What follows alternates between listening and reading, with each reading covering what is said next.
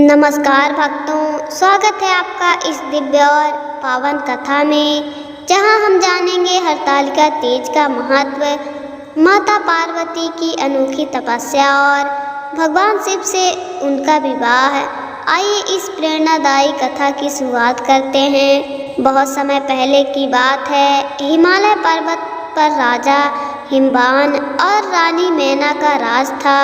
वे अत्यंत धार्मिक, सरल और करुणामयी थे। उनकी एक अद्भुत और सुंदरी पुत्री थी, पार्वती। बचपन से ही पार्वती अत्यंत तेजस्विनी, भक्तिपूर्ण और दृढ़ निश्चयी थी। कहा जाता है कि जब माता पार्वती ने पहली बार भगवान शंकर के दिव्य रूप को देखा, तभी उनके हृदय में यह भाव बैठ गया कि वे जीवन भर केवल महादेव को ही पति रूप में स्वीकार करेंगी। छोटी आयु में ही पार्वती जी को यह अभ्यास हो गया था कि उनका जीवन भगवान शिव के बिना अधूरा है। वे रोज भगवान शिव के शिवलिंग के सामने जाकर फूल चढ़ाती, जल अर्पित करती और मन ही मन प्रार्थना करती, हे भोलेनाथ, आप ही मेरे आराध्य हैं, आप ही मेरे जीवन साथी हैं, मुझे केवल आपका ही वर्ण करना है। पार्वती जी के इस निश्चय से हिमवान और मैना थोड़े चिंतित रहते। वे अपनी पुत्री के लिए योग्य वर की तलाश करना चाहते थे, लेकिन पार्वती बार बार यही कहती, पिताश्री, मेरे लिए कोई अन्य वर योग्य नहीं है। मैं केवल और केवल महादेव को ही पति मानूंगी, चाहे इसके लिए मुझे कितना भी कठोर तप क्यों न करना पड़े। एक दिन नारद मुनि हिमालय पर आए। उन्होंने हिमवान और मैना को बताया, हे राजा, आपकी पुत्री पार्वती कोई साधारण बालिका नहीं है, वह आदि शक्ति स्वरूपा है। उनका विवाह केवल और केवल भगवान शंकर से ही होना निश्चित है, परंतु यह कार्य सरल नहीं होगा। महादेव अत्यंत गंभीर, तपस्वी और योगी हैं, उन्हें प्रसन्न करना बहुत कठिन है। नारद जी ने आगे कहा, यदि पार्वती जी कठोर तपस्या करें और अपने मन, वचन और कर्म से शिव जी को ही पति मानकर व्रत करें, तभी महादेव प्रसन्न होंगे। यह सुनकर पार्वती ने दृढ़ निश्चय किया कि वे किसी भी कठिनाइयों की परवाह किए बिना तपस्या करेंगी। एक दिन पार्वती अपने सखियों के साथ घने वन में गई। वहां उन्होंने कहा, मेरी प्रिय सखियों, आज से मैं इस वन में रहूंगी। यहाँ मैं कठोर तपस्या करूंगी और महादेव को पति स्वरूप प्राप्त करूंगी। सखियों ने उन्हें रोकने का प्रयास किया, लेकिन पार्वती अपने निश्चय से पीछे नहीं हटी। वे कहने लगी, मेरे लिए सबसे बड़ा सुख यही है कि मैं शिव जी को पति स्वरूप प्राप्त करूं। यह तपस्या मेरी साधना है, मेरी पूजा है और मेरा जीवन है। पार्वती ने घोर तप शुरू किया। पहले कई वर्षों तक वे केवल फल फूल खाकर रहीं, फिर केवल पत्तियों का सेवन किया और अंत में केवल वायु पर ही जीवन यापन करने लगी। इस तपस्या के कारण पार्वती का शरीर अत्यंत क्रूस हो गया, किंतु उनके मन में अद्भुत तेज और शक्ति प्रकट होने लगी। उनकी आंखों में दिव्यता थी और उनके चारों ओर का वातावरण भी तप से प्रकाशित हो गया। पार्वती की तपस्या देखकर सभी देवताएं आश्चर्यचकित हो गए। वे सोचने लगे, ऐसी तपस्या आज तक किसी कन्या ने नहीं की। यह शक्ति स्वरूपा निश्चय ही भगवान शिव को प्राप्त करेंगी। देवर्षि नारद ने पुनः हिमवान और मैनावती को समझाया, आपकी पुत्री महान कार्य कर रही हैं, आपको चिंता नहीं करनी चाहिए। उनका भाग्य स्वयं भगवान शंकर से जुड़ा है। वन में पार्वती की सखियां भी उनके साथ रहने लगी। वे उनकी तपस्या में सहारा देती, उनका हौसला बढ़ाती और कहती, तुम्हारा निश्चय सच्चा है, तुम्हारा मन पवित्र है, निश्चय ही महादेव तुम्हें स्वीकार करेंगे। उन सखियों में से एक ने कहा, हे देवी, आज भाद्रपद शुक्ल की तिथि है। इस दिन यदि आप व्रत और तप करेंगी तो यह हरतालिका तीज कहलाएगा और इसका पुण्य अत्यंत होगा। यह सुनकर पार्वती ने उसी दिन हरतालिका तीज का व्रत आरंभ किया। पार्वती ने अपने हाथों से रेत और मिट्टी का शिव पार्वती विग्रह बनाया। उन्होंने पूरे मन से उस विग्रह की पूजा की और संकल्प लिया, हे महादेव, यदि आप ही मेरे पति हैं तो इस व्रत को स्वीकार करें और मुझे अपनी अर्धांगिनी बनाएं। पूरे दिन निर्जल उपवास करते हुए पार्वती ने शिव पार्वती का पूजा की। रात भर वे जागरण करती रही और भजन गाती रही। उनकी यह भक्ति और तप देखकर देवता भाव विभोर हो गए। कई वर्षों की तपस्या और हरतालिका व्रत के प्रभाव से अत्यंत भगवान शिव पार्वती के सामने प्रकट हुए। उन्होंने कहा, हे देवी, तुम्हारी भक्ति, तपस्या और अटूट विश्वास ने मुझे प्रसन्न किया है। अब मैं तुम्हें अपनी अर्धांगिनी रूप में स्वीकार करता हूँ। यह सुनकर पार्वती के हृदय में असीम आनंद भर गया।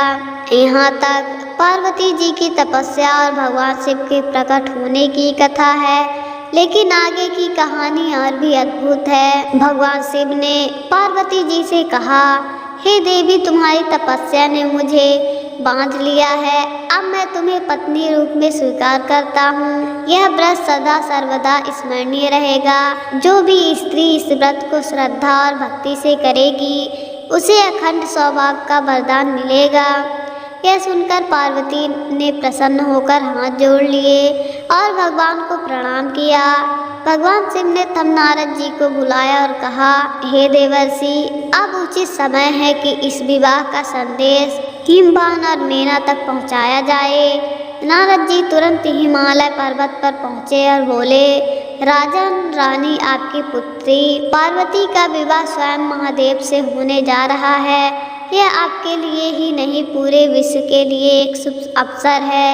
यह सुनकर हिमवान और मेना अत्यंत प्रसन्न हुए। उनकी आंखों में हर्ष के आंसू आ गए। उन्होंने कहा, हमारी पुत्री के वर स्वयं महादेव हैं। इससे बड़ा सौभाग्य और क्या हो सकता है। पूरा कैलाश और हिमालय पर्वत विवाह की तैयारी में जुट गया। देवताओं ने पुष्पों की वर्षा की, गंधर्वों ने मधुर गीत गाए, अप्सराओं ने नृत्य किया, ऋषि मुनियों ने वैदिक मंत्रों से वातावरण को पवित्र किया। हिमवान ने विवाह हेतु भव्य मंडप सजवाया, पूरे राज्य में दीप जलाए और हर ओर उल्लास का वातावरण था। भगवान शिव जब विवाह के लिए निकले तो उनका बारात रूप अत्यंत विचित्र था। उनके गले में सांप लिपटे हुए थे, जटा पर गंगा विराजमान थी, शरीर पर भस्म लगी हुई थी, बैल नंदी पर वे विराजमान थे। यह देखकर देवता तो प्रसन्न थे, लेकिन हिमवान की प्रजा और कन्याएं आश्चर्यचकित थी, कुछ तो घबरा भी गई। अरे, यह कैसे दूल्हे हैं। जब रानी मेना ने शिव जी को इस रूप में देखा तो वे चिंतित हो उठी। उन्होंने पार्वती से कहा, पुत्री, यह कैसे वर हैं। इनके गले में सांप है, शरीर पर भस्म है, वस्त्र भी नहीं है। क्या ऐसे वर के साथ तुम जीवन बिता पाओगी। पार्वती मुस्कुराई और बोली, माते, यही मेरे आराध्य हैं, यही मेरे महादेव हैं। इनका वैराग्य ही इनकी शोभा है, यही ब्रह्मांड के स्वामी हैं। माता मेना की चिंता पार्वती के दृढ़ निश्चय और प्रेम को देखकर धीरे धीरे शांत हो गई। शुभ मुहूर्त में भगवान शिव और माता पार्वती का विवाह संपन्न हुआ। ऋषियों ने वेद मंत्रों का उच्चारण किया, देवताओं ने पुष्प बरसाया, समस्त लोगों ने आनंद मनाया। पार्वती जी ने शिव जी को वरमाला पहनाई और शिव जी ने पार्वती को अपने अर्धांगिनी के रूप में स्वीकार किया। भगवान शिव ने पार्वती जी से कहा, हे देवी, आज से यह हरतालिका तीज का व्रत सभी स्त्रियों के लिए पवित्र पर्व होगा। जो भी स्त्री इस व्रत को निष्ठा और विश्वास के साथ करेगी, उसे अखंड सौभाग्य और पति की दीर्घायु प्राप्त होगी। तभी ये हरतालिका तीज का व्रत पूरे भारत में श्रद्धा और भक्ति के साथ मनाया जाने लगा। इस दिन स्त्रियां निर्जल उपवास रखती हैं। वे शिव पार्वती का पूजन करती हैं। रेत या मिट्टी से शिव पार्वती की मूर्ति बनाकर उनकी पूजा करती हैं। पूरी रात जागरण कर भजन कीर्तन किए जाते हैं। मान्यता है कि इस व्रत को करने वाली स्त्री को वही फल मिलता है जो माता पार्वती को मिला। शिव जी जैसा वर और अखंड सौभाग्य। हरतालिका तीज केवल एक व्रत नहीं है, बल्कि यह संदेश देती है कि दृढ़ निश्चय और तपस्या से असंभव भी संभव हो सकता है। सच्ची भक्ति से भगवान को भी प्रसन्न किया जा सकता है। स्त्रियों का यह व्रत केवल पति की दीर्घायु का ही नहीं, बल्कि पारिवारिक सुख शांति और समृद्धि का भी प्रतीक है। माता पार्वती की तपस्या, उनके अटूट विश्वास और भगवान शिव के साथ उनका दिव्य मिलन हमें यह सिखाता है कि सच्चे प्रेम और समर्पण से कोई भी लक्ष्य प्राप्त किया जा सकता है। आज भी हरतालिका तीज का पर्व उसी भाव से मनाया जाता है। सुहागिन स्त्रियां इस व्रत को करती हैं और अविवाहित कन्याएं भी इसे अच्छे वर की प्राप्ति के लिए करती हैं। भक्तों, आज हमने जाना कि किस प्रकार माता पार्वती ने घोर तपस्या और हरतालिका तीज के व्रत के माध्यम से भगवान शिव को पति रूप में प्राप्त किया। यह कथा हमें प्रेरणा देती है कि दृढ़ निश्चय, भक्ति और तपस्या से असंभव भी संभव हो जाता है।